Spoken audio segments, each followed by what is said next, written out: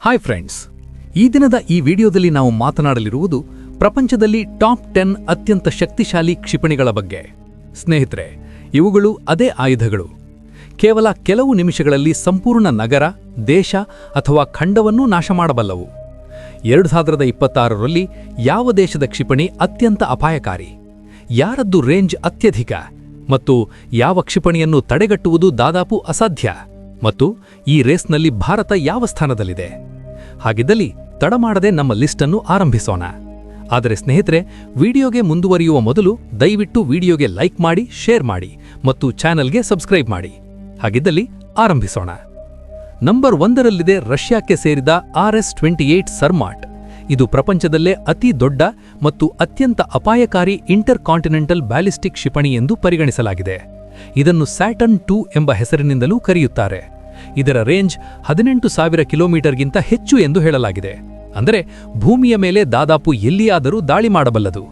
ಇದರ ವೇಗ ಸುಮಾರು ಮ್ಯಾಕ್ 20+, ಅಂದರೆ ಸುಮಾರು 24,000ದಿಂದ 25,000 ಕಿಲೋಮೀಟರ್ ಪ್ರತಿ ಗಂಟೆ.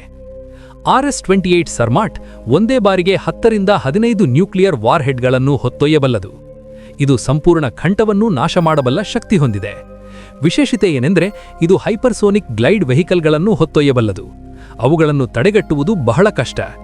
ಇದೇ ಕಾರಣದಿಂದ RS-28 ಸರ್ಮಾಟ್ ರಷ್ಯಾದ ನ್ಯೂಕ್ಲಿಯರ್ ಡಿಟರೆನ್ಸ್ ತಂತ್ರದಲ್ಲಿ ಮುಖ್ಯ ಪಾತ್ರ ವಹಿಸುತ್ತದೆ ಎಂದು ಪರಿಗಣಿಸಲಾಗಿದೆ.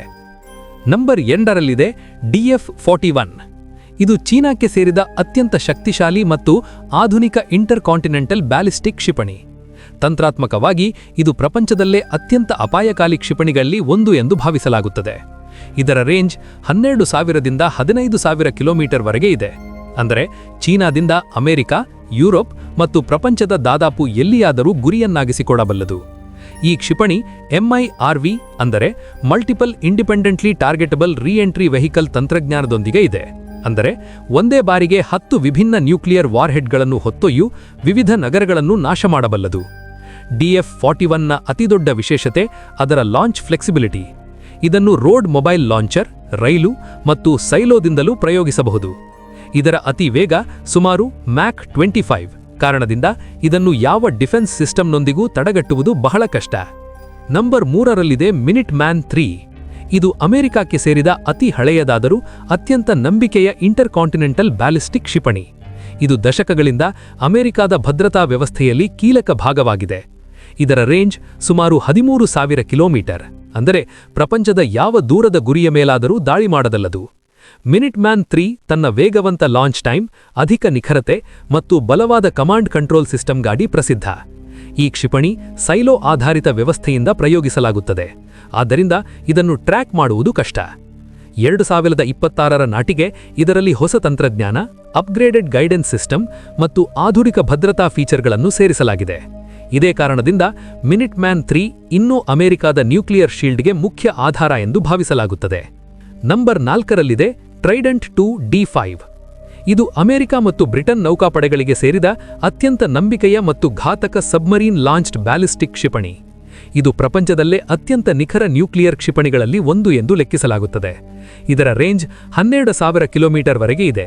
ಅಂದರೆ ಸಮುದ್ರದ ಆಳದಲ್ಲಿ ಅಡಗಿಕೊಂಡು ಪ್ರಪಂಚದ ಎಲ್ಲಿಯಾದರೂ ಗುರಿಯನ್ನಾಗಿಸಿಕೊಳ್ಳಬಲ್ಲ ಶಕ್ತಿ ನೀಡುತ್ತದೆ.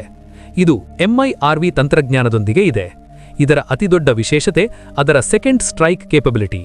ಏಕೆಂದರೆ ಇವು ನ್ಯೂಕ್ಲಿಯರ್ ಸಬ್ಮರೀನ್ಗಳ ಮೇಲೆ ನಿಯೋಜಿಸಲಾಗುತ್ತವೆ. ಆದ್ದರಿಂದ ಶತ್ರುವಿನ ಫಸ್ಟ್ ಸ್ಟ್ರೈಕ್ ನಂತರವೂ ಸುರಕ್ಷಿತವಾಗಿ ಉಳಿದು ಪ್ರತಿದಾಳಿ ಮಾಡುವಲ್ಲಿ ಪೂರ್ಣ ಸಮರ್ಥ. ಇದರ ಅತಿ ವೇಗ ಸುಮಾರು ಮ್ಯಾಕ್ 29ವರೆಗೆ ತಲುಪಬಲ್ಲದು. ನಂಬರ್ 5ರಲ್ಲಿದೆ ವಾಸಾಂಗ್ 18. ಇದು ಉತ್ತರ ಕೊರಿಯಾಕ್ಕೆ ಸೇರಿದ ಅತ್ಯಂತ ಆಧುನಿಕ ಇಂಟರ್ ಕಾಂಟಿನೆಂಟಲ್ ಬ್ಯಾಲಿಸ್ಟಿಕ್ ಕ್ಷಿಪಣಿ. ಇದರ ಅತಿ ದೊಡ್ಡ ವಿಶೇಷತೆ ಅದರ ಸಾಲಿಡ್ ಫ್ಯೂಯಲ್ ಎಂಜಿನ್. ಹಳೆಯ ಲಿಕ್ವಿಡ್ ಫ್ಯೂಯಲ್ ಕ್ಷಿಪಣಿಗಳಲ್ಲಿ ಇಂಧನ ತುಂಬಿಸಲು ಗಂಟೆಗಳು ಬೇಕಾಗುತ್ತಿದ್ದವು. ಆದರೆ ವಾಸಾಂಗ್ 18 ಮುಂಚಿತವಾಗಿ ತುಂಬಿದ ಇಂಧನದೊಂದಿಗೆ ಬರುತ್ತದೆ. ಆದ್ದರಿಂದ ಇದನ್ನು ಅಡಗಿಸುವುದು ಮತ್ತು ತಕ್ಷಣ ಲಾಂಚ್ ಮಾಡುವುದು ಬಹಳ ಸುಲಭ. ಇದು ಶತ್ರುಗಳಿಗೆ ದಾಳಿಗೆ ಮುಂಚೆ ಪ್ರತಿಕ್ರಿಯಿಸುವ ಸಮಯ ನೀಡದು. ಇದರ ರೇಂಜ್ 15,000 ಕಿಲೋಮೀಟರ್ಗಿಂತ ಹೆಚ್ಚು. ಅಂದರೆ ಸಂಪೂರ್ಣ ಅಮೆರಿಕ ಇದರ ಗುರಿಯಲ್ಲಿದೆ. ಹಾಗೆಯೇ ಇದರ ವೇಗ ಅಂದಾಜಿನ ಪ್ರಕಾರ ಮ್ಯಾಕ್ 25, ಅಂದರೆ ಧ್ವನಿ ವೇಗಕ್ಕಿಂತ 25 ಪಟ್ಟು ವೇಗ ಅಥವಾ 30,000 ಕಿಲೋಮೀಟರ್ ಪ್ರತಿ ಗಂಟೆ. ಇದು 3 ಹಂತದ ಕ್ಷಿಪಣಿ. ಇದು ಭಾರೀ ನ್ಯೂಕ್ಲಿಯರ್ ವಾರ್ಹೆಡ್ಗಳನ್ನು ಹೊತ್ತೊಯ್ಯಬಲ್ಲದು. Number 6ರಲ್ಲಿದೆ RS-24 ಯಾರ್ಸ್. ಇದು ರಷ್ಯಾಕ್ಕೆ ಸೇರಿದ ಅತ್ಯಂತ ಆಧುನಿಕ ಮತ್ತು ಅಪಾಯಕಾರಿ ಸಾಲಿಡ್ ಫ್ಯೂಯಲ್ ICBM. ಇದರ ಅತಿ ದೊಡ್ಡ ವಿಶೇಷತೆ ಅದರ MIRV ತಂತ್ರಜ್ಞಾನ. ಅಂದರೆ ಒಂದೇ ಕ್ಷಿಪಣಿ ವಿಭಿನ್ನ ನ್ಯೂಕ್ಲಿಯರ್ ವಾರ್ಹೆಡ್ಗಳನ್ನು ಹೊತ್ತೊಯ್ಯಲು ವಿಭಿನ್ನ ನಗರಗಳನ್ನು ಗುರಿಯಾಗಿಸಿಕೊಳ್ಳಬಲ್ಲದು. ಹಾಗೆಯೇ ಇದು ನಕಲಿ ವಾರ್ಹೆಡ್ಗಳನ್ನು ಬಿಡುಗಡೆ ಮಾಡುತ್ತದೆ. ಆದ್ದರಿಂದ ಶತ್ರುವಿನ ರಾಡಾರ್ಗಳು ನಿಜವಾದ ಬಾಂಬನ್ನು ಗುರುತಿಸಲಾರವು ಮತ್ತು ಗೊಂದಲಕ್ಕೊಳಗಾಗುತ್ತವೆ. ಇದರ ರೇಂಜ್ 12,000 ಕಿಲೋಮೀಟರ್ ಮತ್ತು ವೇಗ ಮ್ಯಾಕ್ 25, ಅಂದರೆ ಸುಮಾರು 30,600 ಕಿಲೋಮೀಟರ್ ಪ್ರತಿ ಗಂಟೆ ವೇಗದೊಂದಿಗೆ ಪ್ರಪಂಚದ ಎಲ್ಲಿಯಾದರೂ ದಾಳಿ ಮಾಡಬಲ್ಲದು. ಇದು ಮೊಬೈಲ್ ಲಾಂಚರ್, ಅಂದರೆ ಟ್ರಕ್ನಿಂದ ಪ್ರಯೋಗಿಸಲಾಗುತ್ತದೆ. ಆದ್ದರಿಂದ ಇದನ್ನು ಕಂಡುಹಿಡಿಯುವುದು ಕಷ್ಟ. ಇದು ಹಾರುತ್ತಿರುವಾಗ ತನ್ನ ಮಾರ್ಗವನ್ನು ಬದಲಾಯಿಸಿಕೊಳ್ಳಬಲ್ಲದು. ಆದ್ದರಿಂದ ಆಂಟಿ ಮಿಸೈಲ್ ಸಿಸ್ಟಮ್ಗಳೊಂದಿಗೆ ಇದನ್ನು ಕೆಡವುವುದು ದಾದಾಪು ಅಸಾಧ್ಯ. ನಂಬರ್ 7ರಲ್ಲಿದೆ M51 SLBM, submarine launched ballistic ಕ್ಷಿಪಣಿ. ಇದು ಫ್ರಾನ್ಸ್ ನ್ಯೂಕ್ಲಿಯರ್ ಡಿಟರೆನ್ಸ್ನಲ್ಲಿ ಅತಿ ಮುಖ್ಯ ಭಾಗ. ಈ ಕ್ಷಿಪಣಿ ಟ್ರಯಾಂಫ್ಯಾಂಟ್ ಕ್ಲಾಸ್ ನ್ಯೂಕ್ಲಿಯರ್ ಸಬ್ಮರೀನ್ಗಳ ಮೇಲೆ ನಿಯೋಜಿಸಲಾಗಿದೆ. ಇದರ ರೇಂಜ್ 8,000ದಿಂದ 10,000 ಕಿಲೋಮೀಟರ್ವರೆಗೆ ಅಂದಾಜು. ಇದರ ವೇಗ ಮ್ಯಾಕ್ 25, ಅಂದರೆ ಧ್ವನಿಗಿಂತ 25 ಪಟ್ಟು ವೇಗದೊಂದಿಗೆ ದಾಳಿ ಮಾಡುತ್ತದೆ. M51 ಒಂದು MIRV ಕ್ಷಿಪಣಿ. ಇತ್ತೀಚೆಗೆ ಅಕ್ಟೋಬರ್ 2025 ಸಮಯದಲ್ಲಿ ಇದರ ಆಧುನಿಕ ಆವೃತ್ತಿ M51.3 ಕೂಡ ಕಾರ್ಯಾಚರಣೆಗೆ ಬಂದಿದೆ. ಅದು ಇದರ ನಿಖರತೆ ಮತ್ತು ರೇಂಜನ್ನು ಮತ್ತಷ್ಟು ಹೆಚ್ಚಿಸಿದೆ. ಇದು ಫ್ರಾನ್ಸ್ಗೆ ಸಮುದ್ರ ಮಾರ್ಗದಿಂದ ಯಾವ ಮಹಾಶಕ್ತಿಗಾದರೂ ಪ್ರತಿದಾಳಿ ಮಾಡಬಲ್ಲ ಸೆಕೆಂಡ್ ಸ್ಟ್ರೈಕ್ ಶಕ್ತಿ ನೀಡುತ್ತದೆ. ನಂಬರ್ 8ರಲ್ಲಿದೆ JL-3 ಚೀನಾಕ್ಕೆ ಸೇರಿದ 3ನೇ ತಲೆಮಾರಿನ ಸಬ್ಮರೀನ್ ಲಾಂಚ್ಡ್ ಬ್ಯಾಲಿಸ್ಟಿಕ್ ಕ್ಷಿಪಣಿ.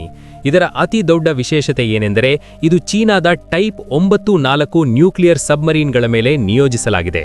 ಇದು ಚೀನಾಕ್ಕೆ ಸೆಕೆಂಡ್ ಸ್ಟ್ರೈಕ್ ಕ್ಯಾಪಬಿಲಿಟೀಸ್ ನೀಡುತ್ತದೆ. ಅಂದರೆ ಚೀನಾದ ಭೂಮಿಯ ಮೇಲಿನ ಕ್ಷಿಪಣಿಗಳು ನಾಶವಾದರೂ ಸಮುದ್ರದ ಒಳಗಿನಿಂದ ಪ್ರತಿದಾಳಿ ಮಾಡಬಲ್ಲದು.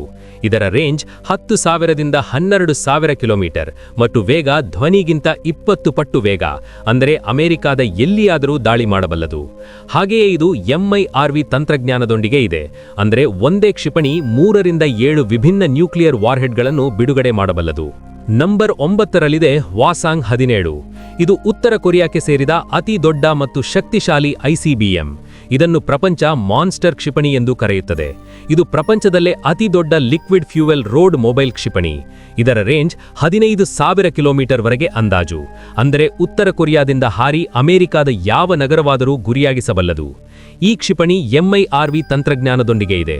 ಅಂದರೆ ಒಂದೇ ಕ್ಷಿಪಣಿ 3ರಿಂದ 4 ನ್ಯೂಕ್ಲಿಯರ್ ವಾರ್ಹೆಡ್ಗಳನ್ನು ಅಳವಡಿಸಬಹುದು. ಅವು ವಿಭಿನ್ನ ಗುರಿಗಳನ್ನು ನಾಶ ಮಾಡಬಲ್ಲವು.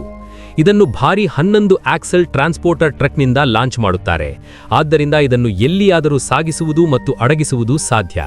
ಮತ್ತು ಈಗ ನಂಬರ್ 10ರಲ್ಲಿದೆ ಅಗ್ನಿ 5. ಇದು ಭಾರತ ದೇಶಕ್ಕೆ ಸೇರಿದ ಅಜೇಯ ಬ್ರಹ್ಮಾಸ್ತ್ರ. ಅಗ್ನಿ 5 ಅತ್ಯಂತ ಘಾತಕ ಮತ್ತು ಹೆಚ್ಚು ದೂರ ಕವರ್ ಮಾಡುವ ಇಂಟರ್ ಕಾಂಟಿನೆಂಟಲ್ ಬ್ಯಾಲಿಸ್ಟಿಕ್ ಕ್ಷಿಪಣಿ. ಇದು ಭಾರತದ ಸೆಕೆಂಡ್ ಸ್ಟ್ರೈಕ್ ಕ್ಯಾಪಬಿಲಿಟಿಗೆ ಪ್ರಧಾನ ಆಧಾರ. ಇದರ ರೇಂಜ್ 5,000ದಿಂದ 8,000 ಕಿಲೋಮೀಟರ್ವರೆಗೆ ಹೇಳಲಾಗುತ್ತದೆ.